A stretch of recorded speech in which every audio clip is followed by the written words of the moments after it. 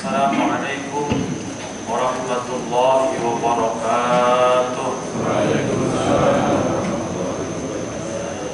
Alhamdulillah, wassalatu wassalamu ala rasulillah Sayyidina wa maulana Muhammadin ibni Abdillah wa ala alihi wa sahbihi wa mawalah. Salatan wa salaman daimaini mutalazimaini ila yaumil qiyamah, amma ba'd. Subhanaka la ilma lana illa ma 'allamtana innaka antal alimul hakim. Rabbi shrah li sadri wa yassir li amri wahlul 'uqdatam min lisani yafqahu qawli. Allahumma in kunta qabilta taubati wa ghafarta dhunubi akrimni bil fahmi wal hifdhi hatta anna kulla man sami'a qiraati yazzat riqatan fi qalbihi wa in kana qasir qalbi ilahana akrimna bil rizqil halal warzuqna min haitsu la yahtasib. Ma'asyiral hadirin wal hadirat, jamaah majlis tubuh yang dirahmati Allah, khusus pengurus ketua dan pengurus yayasan Masjid Rawdatul Mukminin, ketua dan pengurus DKM Rawdatul Mukminin, para orang tua, para masyarakat, para sesepuh dan bini sepuh yang mohon maaf tidak saya sebutkan satu persatu. Alhamdulillah wa syukrulillah, hari ini di hari Sabtu terakhir bulan Sya'ban 1447 Hijriah kita bisa kembali duduk di masjid ini menggugurkan kewajiban kita thalabul ilmi. Mudah-mudahan duduknya kita di majelis ini mendatangkan keridhaan Allah Subhanahu wa taala, dan tidaklah kita bubar dari tempat ini kecuali dosa-dosa kita diampuni oleh Allah Subhanahu wa taala. Beberapa hari lagi kita akan masuki bulan suci Ramadan, dan awal Ramadan ada kemungkinan ikhtilaf atau berbeda. Saudara-saudara kita dari Muhammadiyah sudah menetapkan 1 Ramadan jatuh pada hari Rabu, tanggal bertepatan dengan tanggal 18 Februari 2026 berdasarkan metode yang digunakan, yaitu hisab global, ya. Jadi dimanapun melihat atau terlihat hilal, maka seluruh dunia hari itu berganti bulan metode. Namun pemerintah dan Nahdlatul Ulama yang menggunakan metode Imkanur Ru'yah, karena pada hari Selasa 17 Februari 29 Sya'ban kemungkinan besar hilal tidak terlihat, ya. Tidak terlihat karena sangat kecil, maka ada kemungkinan istiqmal bulan Sya'ban 30 hari, jatuh 1 Ramadan itu pada tanggal 19. Kemungkinan, tapi keputusan resminya kita tunggu dari keputusan pemerintah. Namun mudah-mudahan lebarannya insya Allah bareng, ya. Yang penting lebarannya ya Bu ya. Iya. Dan kalau lebarannya agak bareng, bingung soal idnya, mau ikut yang mana gitu ya. Mau keluar sholat id ketahuan lebaran duluan gitu ya. Nanti kita penting ke pemerintah, dan mudah-mudahan insya Allah lebarannya Idul Fitrinya bareng, ya. Nah, salah satu hal yang perlu kita laksanakan di bulan Ramadan adalah menunaikan zakat fitrah, ya.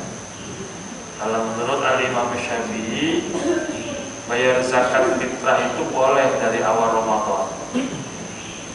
Wajibnya memang di malam hari raya Idul Fitri atau setelah terbenamnya matahari hari terakhir Ramadan, ya.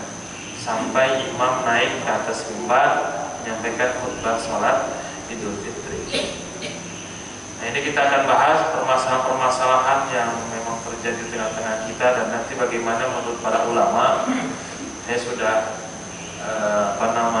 membawa beberapa catatan, termasuk juga fatwa yang berkaitan dengan ambil zakat. Nah, ini banyak hal yang perlu dipahami tentang bagaimana ambil zakat yang ada di masjid ataupun yang ada di lingkungan kita.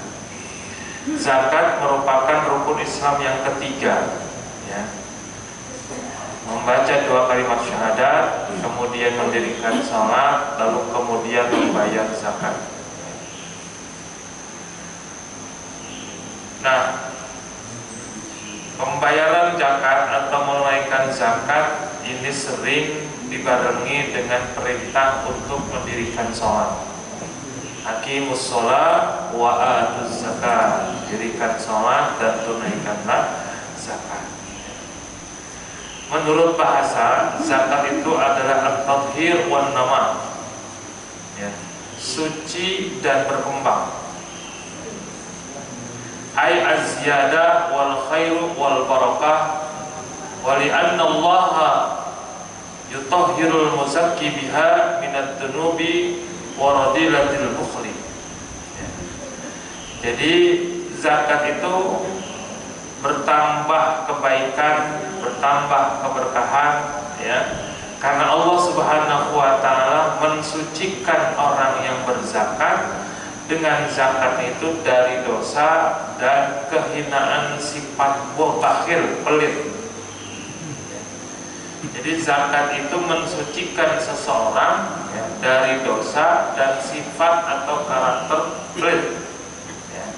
Makanya bagi yang memiliki zakat, dia memiliki harta yang sudah terpenuhi syarat dan wajibnya, harus ditunaikan. Kenapa membersihkan dari sifat pelit? Kalau kita punya uang sedikit wajib zakat, mungkin tidak akan berat untuk mengeluarkan. Misalkan kita punya uang 100 juta, ya, dan itu tersimpan di bank atau tersimpan tidak digunakan selama 1 tahun. 100 juta kan berarti sudah mencapai batas nisab atau melebihi nisab. Misalkan zakat emas, misalkan, ya, kalau sekarang sih nggak cukup 100 juta karena harga emas sekarang itu 2 jutaan, ya. Wah, ibu-ibu tahu banget ya harga emas, ya. Sedangkan nisabnya itu 85, ya, kurang lebih 80 graman lah. Kalau dikasih itu 1 juta nggak cukup. Tapi ini contoh aja. Misalkan seseorang punya uang 100 juta dan tersimpan selama 1 tahun, ya, dan harga atau uang 100 juta itu sudah mencapai harga dari nisab emas. Yang harus dikeluarkan 2,5%, berarti yang dikeluarkan adalah 2,5 juta. Masih ringan kita keluarkan 2,5 juta. Sekarang kita punya uang 100 miliar, ya, tersimpan, kemudian setahun tidak berkurang.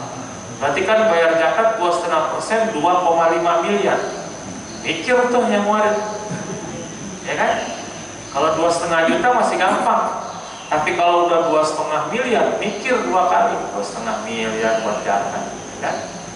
Atau misalkan lebih dari 100 miliar, 1 triliun, misalkan 25 miliar, kan bisa lebih mikir lagi, ya. Makanya keharusan untuk mengeluarkan zakat selain akan mendatangkan keberkahan dan kebaikan, juga untuk membersihkan dari kehinaan sifat pelit. Makanya kalau orang sudah punya keyakinan dan keimanan yang kuat, dan Allah pasti bakal ganti. Jangankan 2,5 juta, 2,5 miliar, bahkan 25 miliar ketika memang harus dikeluarkan, itu akan dikeluarkan dengan sangat ringan, ya. Bukan hanya sekedar menunaikan kewajiban, tapi memang sudah terbersihkan dari sifat bakhil dalam dirinya. Nah, sedangkan menurut syara, zakat itu adalah ikhraju malin makhsusin ala wajhin makhsusin biniyatin makhsusah, ya, yusrafu li ta'ifatin makhsusah. Menurut syara, zakat adalah mengeluarkan harta tertentu, malin makhsusah, ya, ala wajhin makhsusah, atas tata cara tertentu, biniyatin makhsusah, dengan niat tertentu, yusrafu li ta'ifin makhsusah, yang disalurkan, ya, yang diberikan kepada kelompok-kelompok tertentu. Ada 8 asnaf, ada 8 kelompok yang berhak menerima zakat. Nanti akan kita bahas 2 lah dari 4 ini, dari 8 ini yang penting. Ada beberapa yang menjadi penekanan kita di 8 asnaf. Ini termasuk di dalamnya adalah amilin dan sabilillah, ya, amilin dan sabilillah. Kenapa? Saya kebetulan dalam beberapa tahun mengkaji tentang zakat, ada amil termasuk dengan sabilillah yang ternyata agak keliru dalam memahami ini, ya. Nah, kemudian zakat itu ada 2, ada zakat mal, zakat harta yang kita keluarkan dari harta kita apabila telah memenuhi syarat wajibnya. Di antara syarat wajib zakat mal adalah sudah sampai nisab dan haul. Sudah sampai nisab dan haul, kecuali rikaz. Ya, rikaz itu barang temuan, harta karun, nggak harus nisab atau haul, pokoknya mah ketemu langsung dikeluarkan. Apa itu nisab? Nisab itu adalah batas minimal jumlah kepemilikan harta yang wajib dikeluarkan zakatnya. Batas minimal, ya, kepemilikan harta yang wajib dikeluarkan zakatnya. Seperti misalkan onta, minimal dia memiliki 5 ekor unta, maka dia wajib untuk mengeluarkan zakatnya. Atau misalkan orang panen tanaman 5 wasak, ya, 5 wasak itu kurang lebih hampir 700-an kilogram. Berarti dia wajib mengeluarkan zakatnya. Emas, ya, emas itu kurang lebih 85 gram, ya, kurang lebih 85 gram emas, ya, yang wajib dikeluarkan zakatnya. Atau 20 misqal, ya. Nah, ini adalah nisab. Tetapi bukan hanya sekedar batas jumlah kepemilikan, ya. Kepemilikan harta juga harus mencapai haul. Haul itu adalah batas kepemilikan setahun dari harta tersebut. Kita punya emas 85 gram atau 84 gram, 1 tahun kita simpan. Sekarang kan ada logam mulia, ya. Logam mulia, emas kita simpan melebihi batas minimal dari nisab, setahun kita simpan, maka setelah setahun wajib dikeluarkan zakatnya. Ingat, disimpan. Kalau ibu punya emas yang dipakai itu nggak wajib dizakat, ya, nggak wajib dizakat. Tapi kan nggak mungkin ibu punya emas 85 gram dipakai semua, kan? Ya kan, nggak mungkin, ya. Jadi kayak toko emas berjalan. Tapi bapak-bapak yang punya emas disimpan atau dipakai, tetap itu wajib dikeluarkan zakatnya. Kalau yang laki-laki punya emas, ya, biasanya kita punya emas disimpan, para laki-laki logam. Tapi kalau ada yang dipakai, itu tetap harus dikeluarkan zakatnya. Nanti masuk dalam hitungan kebatasan nisab nanti. Tadi. Tapi kalau ibu-ibu yang punya emas yang menjadi perhiasan yang dipakai, itu tidak termasuk perhiasan atau emas yang nanti dihitung dalam batasan nisab. Ya, paling yang dipakai berapa sama ibu? 10 gram, 15 gram. Nah, mungkin perempuan ada yang pakai emas 100 gram, gitu ya, 1 on. Ya, ya tetap enggak. Pokoknya itu dipakai, ya. Jadi, tapi perempuan atau ibu-ibu jangan ngakal-ngakalin, ya, biar nggak kena zakat dipakai ganti-gantian, gitu ya. Karena kita begitu tuh, ya, akal-akalin biar tidak terkena kewajiban hukum, ya. Nah, ini jadi ada mencapai nisab dan mencapai namanya haul kepemilikan 1 tahun. Ya. Termasuk perniagaan, termasuk sekarang tuh ada namanya zakat profesi atau zakat penghasilan. Ya. Zakat penghasilan yang diperoleh dari pekerjaan yang dalam 1 tahun itu penghasilan kita mencapai batas minimal sampai kepada nisab emas dengan harga emas. Ya. Nah itu sama dikeluarkan 2,5%. Walaupun zakat profesi, zakat penghasilan ini masih ikhtilaf. Ya, ada yang memang mengatakan zakat profesi itu ada yang mengatakan profesi itu tidak ada, karena sejak zaman Rasul, ya di zaman Rasul juga tidak ada zakat penghasilan, walaupun banyak sahabat Nabi yang memang sudah memiliki penghasilan besar yang kaya seperti Abdurrahman bin Auf, Utsman bin Affan. Ini sahabat-sahabat Nabi yang kaya, tetapi saat itu tidak ada yang namanya zakat penghasilan. Ya, ini ikhtilaf namanya. Langsung kita ke bab zakat fitrah. Ya. Zakat fitrah itu kalau kita artikan, fitrah itu artinya berbuka, atau fitri artinya berbuka. Ya, berbuka dari apa? Berbuka dari puasa. Jadi zakat fitrah itu zakat yang dikeluarkan untuk berbuka di hari raya Idul Fitri. Ya. Jadi 1 Syawal itu adalah harinya makan-makan.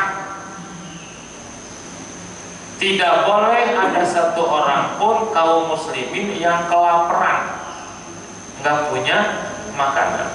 Makanya diwajibkan bagi orang yang memiliki kelebihan makanan pada malam hari raya Idul Fitri dan hari raya Idul Fitri untuk mengeluarkan zakat fitrah. Di pertanyaannya, siapa yang wajib mengeluarkan zakat fitrah? Yaitu orang yang memiliki kelebihan makanan untuk dirinya dan keluarganya di malam takbiran dan hari raya Idul Fitri. Saya yakin semua yang hadir di tempat ini Idul Fitri makanan pasti berlimpah. Betul nggak Pak? Ibu ya? Opor ada, semur ada, rendang ada, ya bikinnya meresep, ya. Kadang-kadang lebaran juga tidak habis semua. Belum makanannya, kue-kuenya dan lain sebagainya, ya. Pasti berlebih, maka wajib mengeluarkan zakat. Adakah orang yang tidak wajib mengeluarkan zakat fitrah? Ada. Mereka yang tidak memiliki makanan untuk dia dan keluarganya pada hari raya Idul Fitri dan malamnya, maka mereka termasuk yang berhak atau mustahik. Makanya tidak boleh ada 1 orang pun di hari raya Idul Fitri yang tidak makan. Baik tidak makan karena alasan tidak ada makanan yang dimakan, ataupun tidak makan karena alasan puasa. Karena 1 Syawal haram hukumnya puasa. Ya, jangan sok rajin deh. Ya. Rajin puasa, 1 Syawal masih puasa, bukan dapat pahala, dapat dosa. Ya. Karena hari itu hari makan-makan. Ya. Makanya jangan sampai ada orang yang kelaparan. Siapa yang wajib untuk memberikan mereka supaya tidak kelaparan? Ya orang yang mampu tadi, mengeluarkan zakat fitrahnya. Maka fitrah itu disebutkan, ya, adalah orang fitrah itu adalah berbuka. Makanya dikatakan dalam kitab ini, sumiyat bidzalika li'annaha tazibu inda fitrin nas min saumi ramadhan. Untuk berbuka setelah melaksanakan ibadah puasa Ramadan. Dan juga makna yang lain, wa tusamma al-fitrah bima'na al-khilqah wa tusamma zakatul badan. Li'annaha kama fil hadis zakatul fitri tuhratun lis-shaimi minal rafas wa tu'matun lil fuqara'i wal masakin. Jadi makna lain dari fitrah, ya, dari fitrah itu adalah khilqah. Khilqah itu adalah penciptaan. Ya, maka diartikan ada fitri atau fitrah itu adalah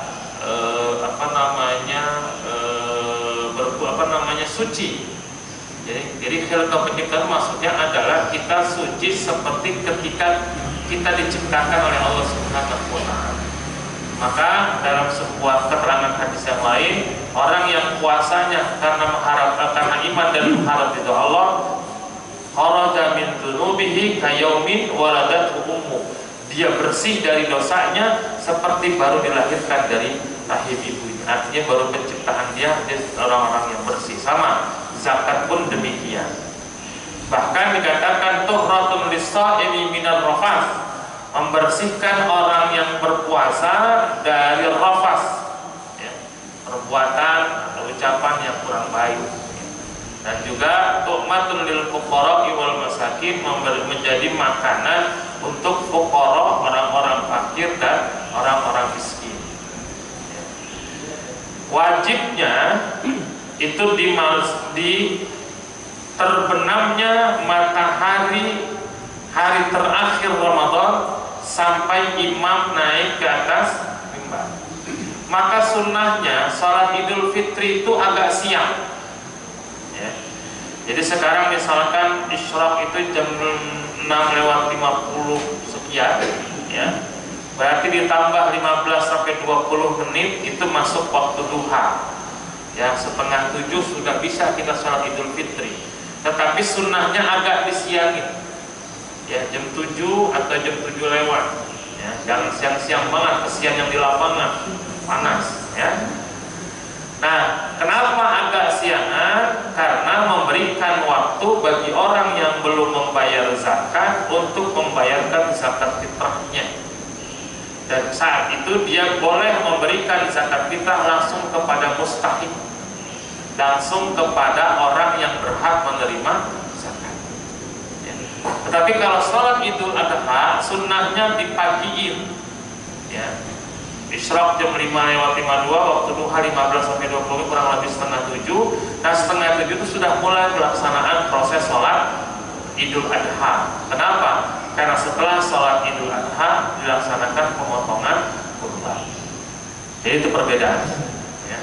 Maka pelaksanaannya pembayar zakat ini adalah waktu wajibnya. Jadi kenapa dikatakan waktu wajib? Orang yang meninggal di malam takbiran tetapi dia belum membayar zakat, maka wajib dikeluarkan dari hartanya, warisannya sebelum dibagikan untuk mengeluarkan zakat fitrahnya.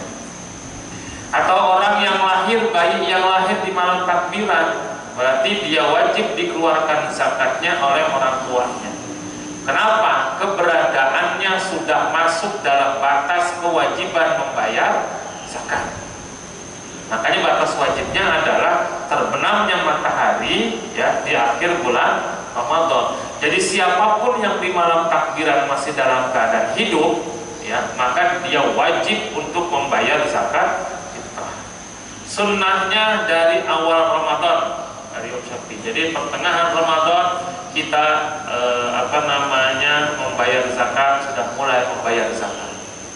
Tetapi orang yang meninggal di bulan Ramadan dan dia belum membayar zakat, tidak ada kewajiban untuk membayar zakat. Kenapa? Karena belum masuk zona kewajiban membayar zakat. Dan yang harus dipahami ketika bayar zakat termasuk zakat fitrah adalah bahwa orang yang sudah balik, ya, anak kita sudah balik nih Pak. Bahkan sekarang anak perempuan terutama SMP, SMA itu banyak yang sudah balik. Mereka sudah head. Lalu sebagai orang tua ingin membayarkan zakat karena anak kita masih sekolah, belum punya penghasilan. Ketika kita akan membayarkan zakat buat anak yang sudah balik, harus atas izin. Jadi nggak boleh asal bayar. Saya bayar zakat atas saya, misalkan bapak bayar zakat atas nama keluarga saya, istri saya, lalu anaknya dibayarkan saat itu dalam niatnya, tetapi anaknya sudah balik. Anak yang sudah balik ini nggak tahu kalau dibayarin zakat itu bisa tidak sah zakatnya. Harus atas izin kalau yang sudah balik. Kalau belum balik memang menjadi tanggung jawab, ya, tanpa izin pun kita bayarkan, ya. Jadi tanpa izin anak yang sudah balik itu bisa menyebabkan zakat kita tidak. Bagusnya, ya, dia itu membayar zakat sendiri. Ketika dia belum punya penghasilan, kita kasih duitnya. Nah, ini uang. atau beras, kamu bayar zakat.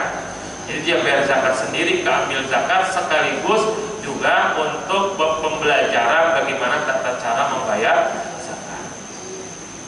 Kecuali orang yang ada dalam kewajiban nafkah kita. Bapak punya seorang ibu yang sudah sepuh, atau orang tua sudah sepuh, seorang laki-laki, ya, selain punya kewajiban memberikan nafkah kepada istri dan anaknya, adalah memberikan nafkah kepada orang tua yang sudah lanjut usia, apalagi orang tua yang kurang mampu. Itu wajib kita berikan nafkah, maka kita harus membayarkan zakat. Ya, jadi ibu-ibu kalau punya suami perhatian sama orang tua yang sepuh, ibu beruntung, berarti ibu punya suami yang soleh.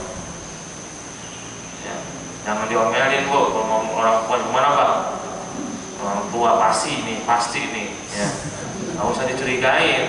Kalau ibu punya suami yang sangat perhatian sama orang tua, beruntung, berarti punya suami yang soleh. Karena orang tua adalah bagian dari orang yang wajib dinafkahi oleh anaknya yang mampu. Nah ini, jadi dalam pembayarannya orang tua, anak yang sudah balik, orang tua bayarin harus atas izin. Dan membayar zakat tadi biniyatin makhsusah, dengan niat yang ditentukan. Ya. Yang pertama, niat itu adalah dibacakan oleh orang yang bayar zakat langsung, karena zakat adalah ibadah, maka salah satu rukunnya adalah niat. Saya niat membayar zakat fitrah atas diri saya sendiri, fardu karena Allah Ta'ala. Nawaitu an ukhrija zakatal fitri an nafsi fardatillahi ta'ala. Yang kedua, membayar zakat sekaligus atas orang-orang yang dinafkahi. Bapak nih, yang memberi nafkah itu adalah suami. Jadi seorang suami atau seorang ayah bisa membayar zakat sekaligus, bayarin istrinya, anaknya yang masih kecil yang belum balik. Nawaitu an ukhrija zakatal fitri anni wa an jami'i man talzimuni nafaqatuhum syar'an. Saya niat mengeluarkan zakat fitrah atas diri saya dan atas orang-orang yang berada dalam kewajiban nafkah atas diri saya. Anak, istri, anak kecil, istri, orang tua yang sudah sepuh, ya. Gak bisa seorang ibu yang masih punya suami, ya, apalagi misalkan disuruh oleh suaminya bayar zakat ibu yang bayar, pakai niat ini nggak bisa, karena kan yang beri nafkah bukan ibu, masa ibu ngasih nafkah sama suami, ya. Jadi kalau misalkan suami minta kepada istri untuk bayarkan zakat kayak gini, ya, maka niatnya bukan nawaitu an ukhrija zakatal fitri anni wa an jami'i man dan seterusnya, atau saya niat mengeluarkan zakat fitrah untuk diri saya dan orang-orang yang menjadi tanggung jawab dalam nafkahnya kepada saya, tetapi mewakilkan. Jadi ibu bayar zakatnya, saya bayar zakat, mewakilkan. Nama siapa yang diwakilkan sebagai suami? Anak juga, misalkan siapa mewakilkan membayarkan zakat. Seperti juga maaf misalkan ada ART, asisten rumah tangga, ya, tuannya tidak sempat membayar zakat ke amilin untuk datang ke amilin atau ke masjid, diperintahkanlah ART-nya. ART juga nggak bisa membayar zakat. Anni wa an jami'an wa an jami'i man talzimuni nafaqatuhum syar'an. ART kan yang digaji, masa dia yang memberi nafkah tuannya, ya. Maka jatuhnya adalah mewakilkan. Nah ini ambilin zakat harus paham nih, ya. Ambil zakat harus paham, jangan pembantu yang bayar tapi dibacain niat bayar zakatnya kayak tadi tuh. Hebat pembantu berikan nafkah tuannya, ya kan? Makanya salah satu syarat jadi amilin, dia harus paham tentang ilmu tentang zakat. Itu hal-hal tersebut yang terkadang terjadi di tengah-tengah kita, dan itu sering terjadi. Nah kemudian petugas zakat disebut dengan amil. Dalam undang-undang di zakat itu sudah tertulis dalam undang-undang, Bu, ya. Atau Bapak-bapak nih bisa di-download nanti undang-undang tentang zakat itu ada Undang-Undang Nomor 23 Tahun 2011 dan juga Peraturan Pemerintah Nomor 14 Tahun 2014. Itu membahas tentang zakat dan baznas. Jadi amil itu ada 3 secara umum. Yang pertama adalah Badan Amil Zakat Nasional, dan ini disebut dengan plat merah pemerintah karena diangkat oleh pemerintah. Ya, itu di tingkat nasional, tingkat provinsi sampai dengan tingkat kabupaten kota. Ada namanya LAZ, Lembaga Amil Zakat. LAZ ini diajukan oleh sekumpulan masyarakat atau organisasi masyarakat. Seperti di Muhammadiyah ada namanya Lajisnu, di NU ada namanya Lajisnu, ada lagi Rumah Zakat, ada lagi Dompet Du'afa dan seterusnya. Ini disebut dengan LAZ, Lembaga Amil Zakat. Nah, kemudian lembaga amil zakat ini bisa turun, misalkan NU yang mengajukan kan dari pusat pengurus besar. Nah, Lajis ini bisa diturunkan sampai ke tingkat ranting, ya, kepengurusannya dan apa namanya amilinnya. Yang ketiga yaitu amil zakat yang tidak terjangkau oleh Basnas dan lembaga amil zakat, lalu kemudian dibentuk oleh tokoh masyarakat, tokoh agama, namun dia harus melaporkan kepada kantor urusan agama. Jadi ini disebut dengan amil. Jadi kalau seumpama amil dibentuk oleh Dewan Kemakmuran Masjid, dibentuk oleh RW, tidak masuk dalam kategori amilin, disebutnya panitia zakat. Apa bedanya amilin dengan panitia zakat? Amil zakat itu dalam beberapa literatur fikih disebut istakmalahul imam, orang yang diangkat oleh pemerintah. Jadi amil itu adalah orang yang di-SK-kan oleh pemerintah lewat Badan Amil Zakat Nasional untuk menjadi amil. Ya. Kalau misalkan panitia zakat itu adalah orang yang diangkat oleh kelompok masyarakat tertentu. Yang menjadi kategori amil dalam syariat, dalam fikih, dalam beberapa literatur kita, beberapa kitab yang saya pelajari, amil itu di istakmalahul imam adalah orang yang diangkat oleh pemerintah. Lalu bedanya apa? Seseorang yang membayar zakat kepada amil, selesai bayar zakat, maka telah gugur kewajibannya. Karena kita telah membayarkan kepada kelompok atau orang yang mustahik zakat. Amil itu termasuk 1 dari 8 mustahik zakat. Tetapi amil bukan hanya menerima, tapi juga dia mengelola dan menyalurkan zakat. Kalau kita membayar zakat kepada panitia zakat, bukan panitia yang diangkat oleh pemerintah, diangkat oleh lingkungan, oleh masjid, itu belum gugur kewajiban kita. Karena panitia zakat itu adalah wakil muzaki, ya, wakil orang yang membayar zakat. Selama uang, beras ataupun harta yang dipegang oleh panitia zakat, maka selama belum disalurkan, kita belum gugur kewajiban zakat kita, karena belum tersampaikan kepada mustahik zakat. Yang kedua bedanya, kalau amilin mendapatkan bagian dari hak menerima zakat karena salah satu asnaf, 12,5%, 100% dibagi 8, ya berarti masing-masing asnaf itu 12,5%, maka amilin berhak 12,5% dari harta zakat yang dikumpulkan. Ya. Tetapi kalau panitia zakat itu tidak termasuk orang yang berhak mendapatkan bagian 12,5% dari harta zakat, karena bukan amil. Ya. Maka dari itu amilin zakat itu harus tidak mendapatkan SK dari pemerintah.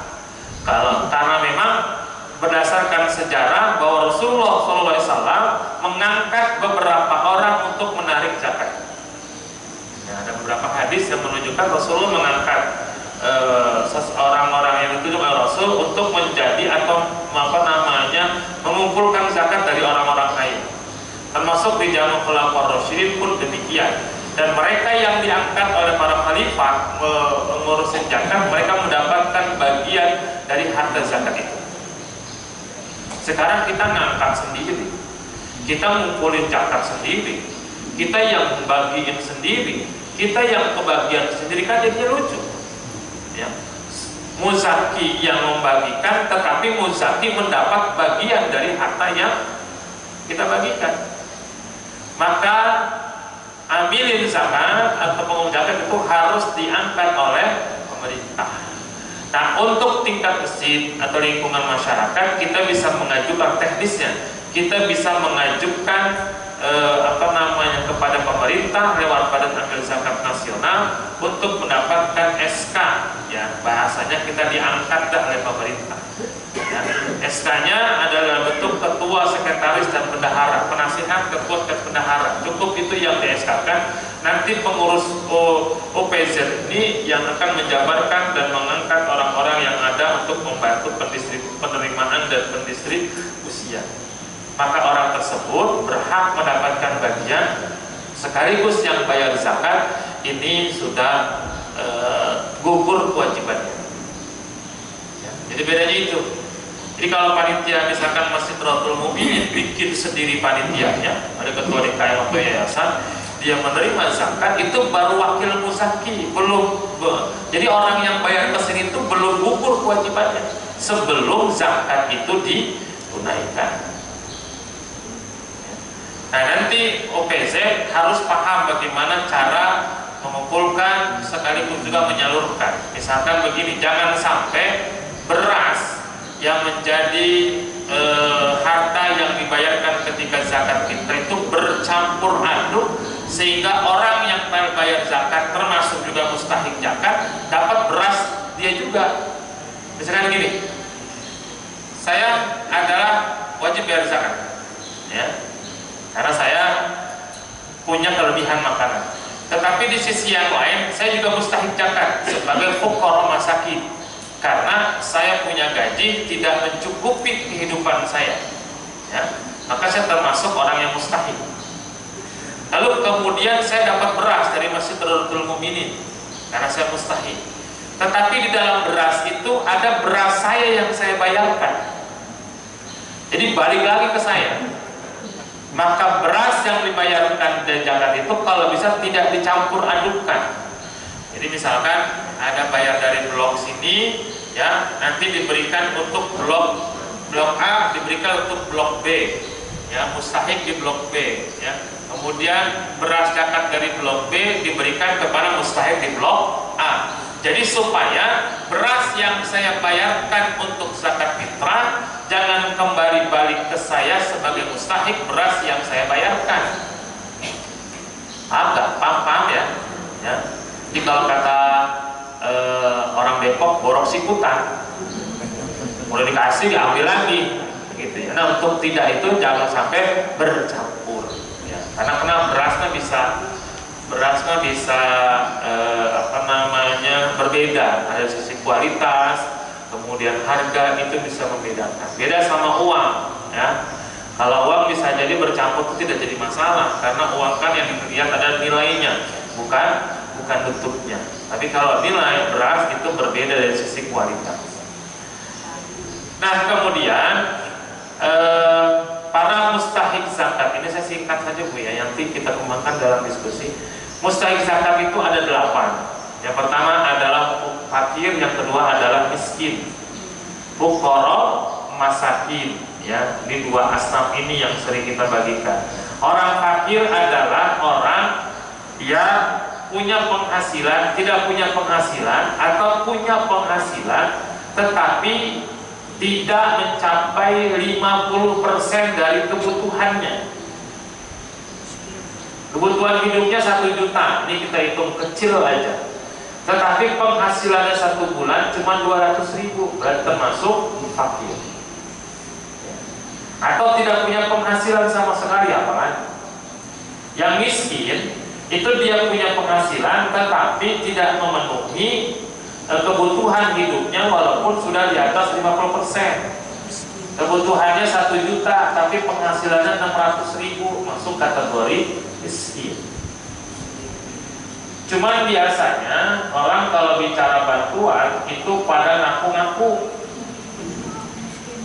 ya. Misalkan bantuan bansos untuk orang miskin, pada ngaku jadi orang miskin.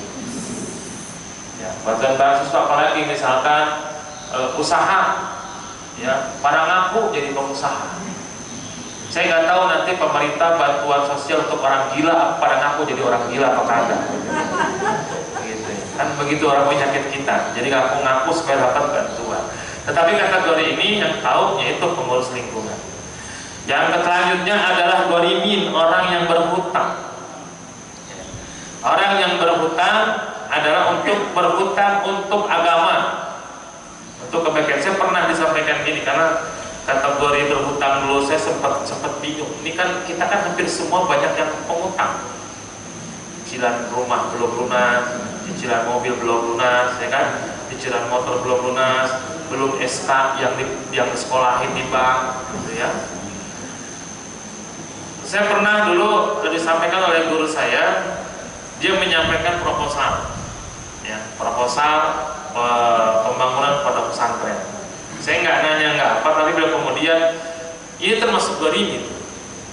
Kenapa? Panitia pembangunan pondok pesantren berhutang kepada material, ya, hutang pasir, hutang cat, hutang ini, ya, biasanya kan begitu ya, kalau kita bangun biasanya hutang dulu sama material.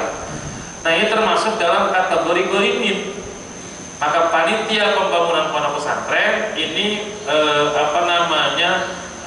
masuk dalam kategori orang yang berhutang, yang berhak mendapatkan bagian dari zakat. Jadi orang atau asnaf ini adalah orang, bukan lembaga. Jadi kalau pembangunan berarti panitianya yang termasuk ghorimin. Maka nggak bisa membagikan zakat untuk masjid. Masjid termasuk asnaf zakat. Dari mana masjid bagian dari penerima zakat? Masjid kan bukan orang hidup, ya. Masjid adalah bangunan. Yang ada adalah panitia pembangunan masjid. Ketika dia berhutang kepada material, atas material yang berhutang maka termasuk kategori ghorimin. Kemudian sabilillah, ya, ini sabilillah nih yang saya baru tahun kemarin memahami lebih dalam. Selama ini saya mengartikan sabilillah itu bukan hanya orang yang berperang, tetapi orang yang berjuang dalam agama seperti para guru-guru ngaji, ya, guru-guru ngaji, kemudian ngajarin Iqra, ngajarin baca Quran, ngajarin ibadah sebagainya. Ternyata setelah saya kaji dari beberapa kitab fikih yang saya punya, ada At-Tajhid, ada kemudian Fathul Qarib, ada Haisyah Al-Baijuri, ada Al-Iqna, ada kemudian Fathul Wahhab, kemudian Tuhfatul Muhtaj, Nihayatul Muhtaj, Mughtil Muhtaj. Hampir semua kategori sabilillah itu adalah orang yang berperang, ya, yang dia tidak mendapatkan gaji dari negara. Walaupun dia orang kaya, tidak dapat gaji dari negara, dia berperang. Ya.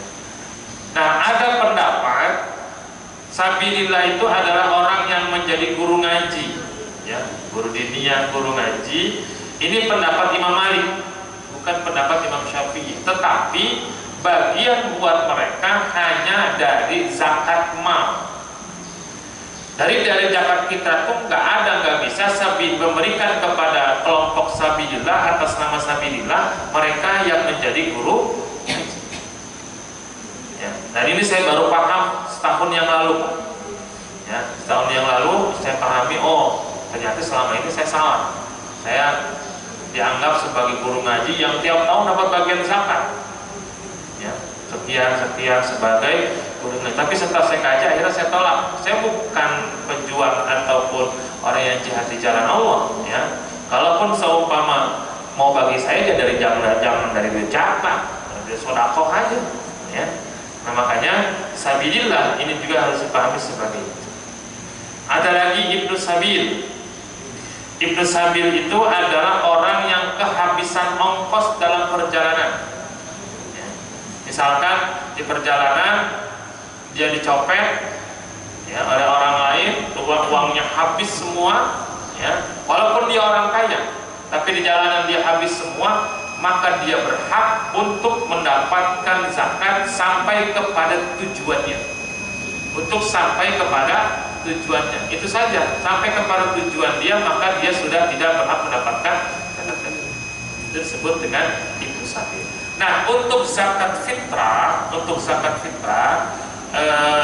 Syekh Yusuf Al-Qaradawi dalam fiqh zakahnya membolehkan untuk zakat fitrah itu pembagiannya lebih diprioritaskan untuk fakir miskin atau fuqara masakin.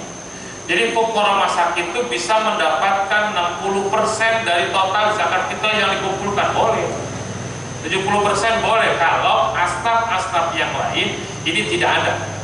Karena zakat fitrah itu harus habis dibagi di hari raya Idul Fitri. Ingat, tidak boleh panitia zakat atau amilin zakat menyimpan zakat fitrah ya sampai selesai Idul Fitri. Jadi Idul Fitri itu zakat fitrah itu harus semuanya habis disalurkan. Makanya kalau bingung berarti zakat fitrah prioritasnya adalah untuk fuqara masakin. Habiskan semua. Kalau zakat mal boleh kita simpan, yang kemudian kita salurkan nanti di luar setelah hari raya Idul Fitri. Ini hal-hal seperti ini harus dipahami sehingga tidak ada panitia atau amilin yang menyimpan zakat fitrahnya saldo zakat fitrah sekian puluh juta. Oh, berarti panitianya nggak ngerti ya. Jadi saldo zakat fitrah itu harus nol rupiah ataupun nol berasnya ya. Yang utama bayar zakat fitrah sebenarnya adalah beras, tetapi karena kebutuhan Idul Fitri bukan hanya beras, maka pemerintah ataupun ulama membolehkan dengan uang. Kalau tidak salah sekarang 45.000 ya minimal. Sudah ada SK dari Basnas. Nah, Bapak Ibu hadirin rahmati Allah Subhanahu wa taala, karena waktu yang sangat singkat, nanti bisa lain waktu kita bisa berdiskusi lagi tentang zakat ini ya, terutama para amilin.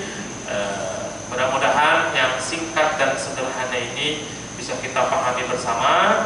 Jadi bulan Ramadan nanti saya kita puasa, kita juga punya kewajiban untuk menunaikan zakat fitrah di akhir Ramadan. Mudah-mudahan semuanya diterima oleh Allah Subhanahu wa taala. Dan saya atas nama pribadi yang setiap bulan alhamdulillah bisa hadir seperti ini, pasti banyak salah baik dari ucapan ataupun tindakan.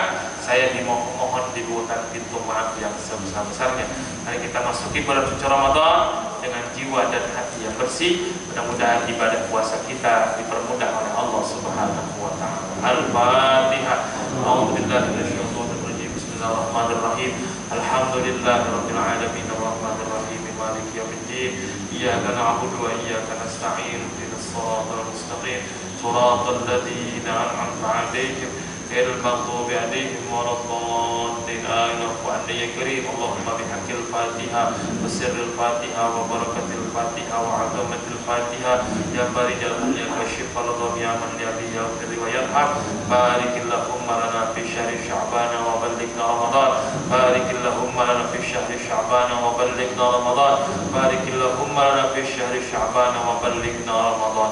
Wa fi subhanakallahumma wa tahiyyatuhum fiha salam wa akhiru da'wahum alhamdulillahi rabbil alamin. Subhanakallahumma wa bihamdika asyhadu an la ilaha illa anta astaghfiruka wa atubu ilaik. Allahul muwaffiq ila aqwamit thoriq wa lakum minkum. Wassalamu alaikum warahmatullahi wabarakatuh.